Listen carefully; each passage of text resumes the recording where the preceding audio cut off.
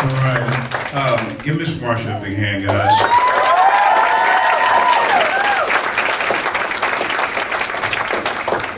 You know, I'm not going to reiterate everything that she talked about, but the main thing that I want you to make sure you do, parents and students, stay plugged in. She's got a lot of good things going on. She can get you some different places. Stay plugged in. I was very excited that we had a lot of new students, you know, in the summer program. So new students, stay plugged in. Whether it's Saturday Academy, whether it's media, you know, whether it's being a mentor, you know, what have you. Definitely, you know, stay plugged in there.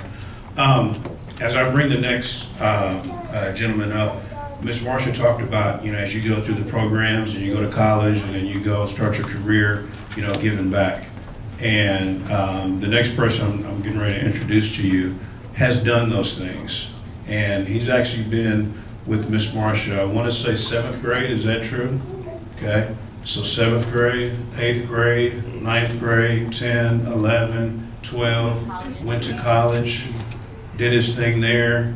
Now he's back here in town, working at an engineering firm. Okay, has a family, doing his thing, and now he's back, you know, giving back with the summer program, and then he's also going to be giving you guys the challenge today. So without further ado, I'd like to bring up Mr. Juan Manuelos.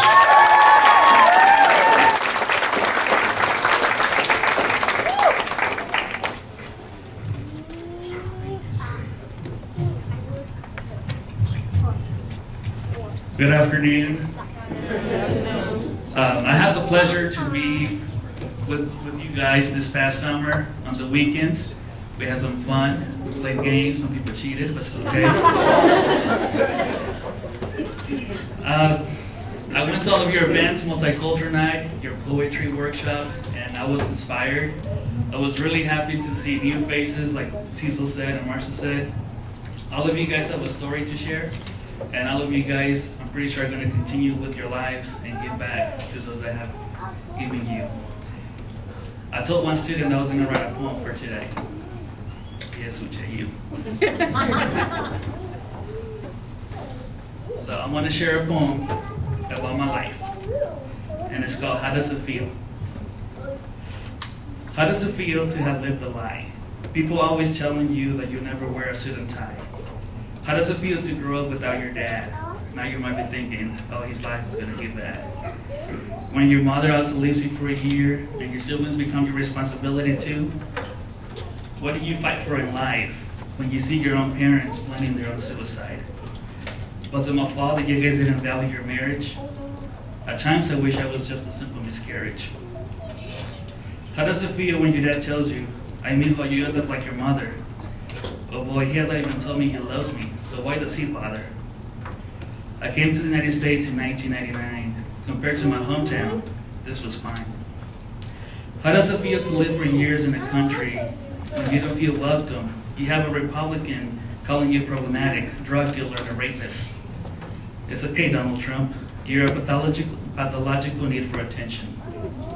Need to know me. I'm against violence, and when I was in school, I was afraid of a simple detention. How can you reach for something that is unreachable, yet all of your resources are clearly visible? How does it feel when you're about to graduate high school, start college, and you dream of the possible? Then you get shut down and reminded that you were here legal, and that in your career is impossible. So much for the impossible becoming the I am possible. How does it feel applying at Harvard, going through interviews, college visits, and then telling you you're not Harvard right? But don't worry, I didn't move to Boston, but KCC and K-State were my light. How does it feel when you have scholarships and full rights offered to you, but you couldn't even touch them because you have no rights? How does it feel to graduate on top of your class and feel invisible?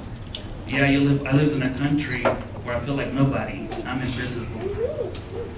Don't worry, we all fight through obstacles and we all make it. I have a great job right now and I'm loving it.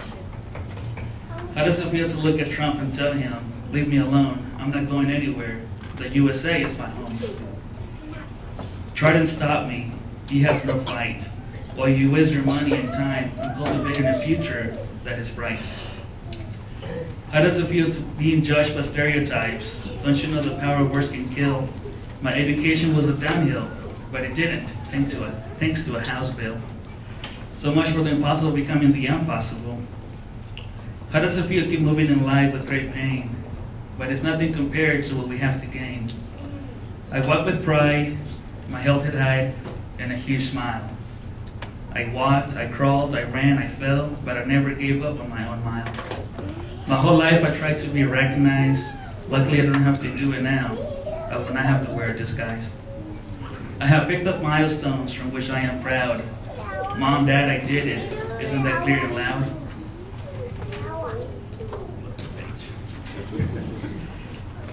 When you didn't believe in me, I believed in myself. When you thought I couldn't be great, people like those behind me did.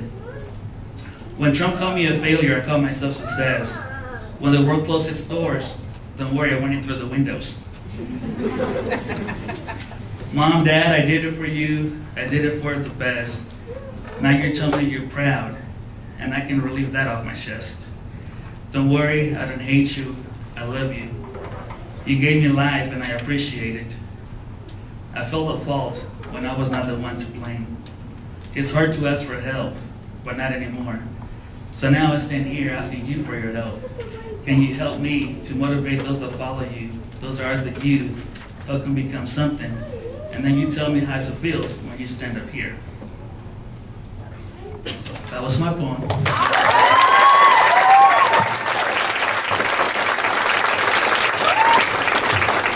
So my challenge to you guys is to look back at your life, all your obstacles, what you guys have to come through, what you guys have fought, and always remember who are the ones helping you. You know, I started here back in 2001 or 2, so you guys are probably in diapers. But every year I always give back to those that have helped me in a way, directly or indirectly. See, when I was graduating, it was impossible for illegals to go to college, but when I graduated, it was. And I came to KCC and got my associates, and I give back to it. I came back and now I'm teaching here in the evenings because I feel appreciated. So when you guys go through this program, and I've seen so many students, I've been here for years, and every year I see students and students, and it feels like we're just leaves in a tree. You know, some grow, mature, then they move on. But you always have to remember your roots. And I feel like one of my roots is Miss Marcia. It's a program that when she dedicates her life to help others, to change people's lives for the better. So I always consider myself a leaf, and she's the forever growing tree. So I always remember that. I always appreciate those that have helped you, and I always give back like Dr. Cecil said. And that is my challenge for you guys. Every single person, program, event, whatever it is that has helped you go through that obstacle, appreciate it and give back. This past spring, I had the honor to nominate Miss Marcia and the whole Saturday Academy program for the Mid-America Education Hall of Fame, and she got inducted. And that is a huge recognition.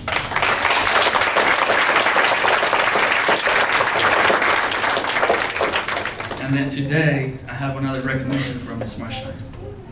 I have a little appreciation. Oh. It's a leave. Oh.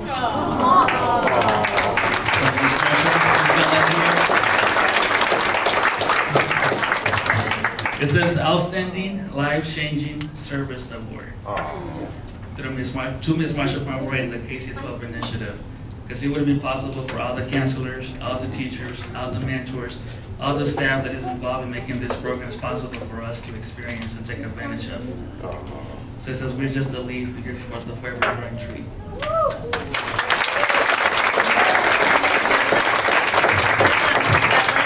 share this with you. Thank you. That's it.